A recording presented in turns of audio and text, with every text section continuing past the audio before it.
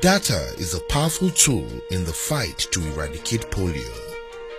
The search for the polio virus begins with a sick child.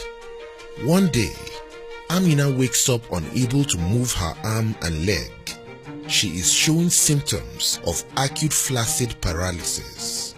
Her parents, worried about the floppiness in her limbs, travel with her to the nearest healthcare center where a doctor checks her over.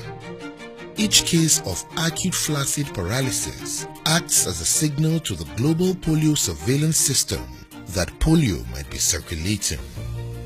Even in the most remote villages, the World Health Organization works with teachers, clerics, pharmacists, traditional healers, and community leaders to teach them how to recognize and report any child with acute flaccid paralysis to the surveillance system.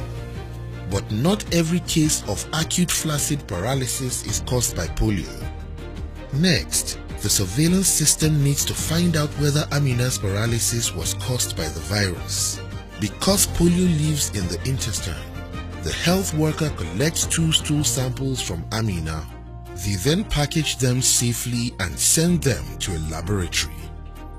146 World Health Organization accredited laboratories around the world test around 200,000 stool samples from people with paralysis every single year.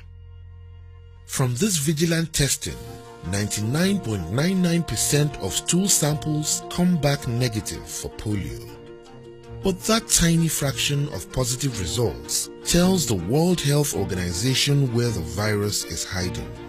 Epidemiologists gather to analyze the data that is collected through the polio surveillance system. Where did the virus come from? Where might it go next? Who is most at risk? The answers they find to these questions help to predict the best way to stop the virus. In carefully selected places where the virus could be hiding, surveillance officers take sewage samples that also go to the laboratory for testing. This can help to find polio in the environment before it has a chance to paralyze a single child. In more than 70 countries, the World Health Organization helps to keep this system going. All countries in the world carry out surveillance, even where polio hasn't been found in years. This extensive network is essential to make sure that if the virus crosses borders, it will be found and stopped. The World Health Organization makes sure that every link in the surveillance chain fits together.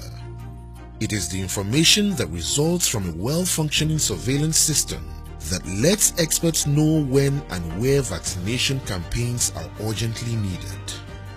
It is this that will enable polio to be eradicated once and for all. In this way, we can keep children like Amina protected from polio in the future. The benefits of this remarkable network stretch far beyond polio. It can also be used to identify other diseases like SARS, Ebola, Zika, measles, and yellow fever.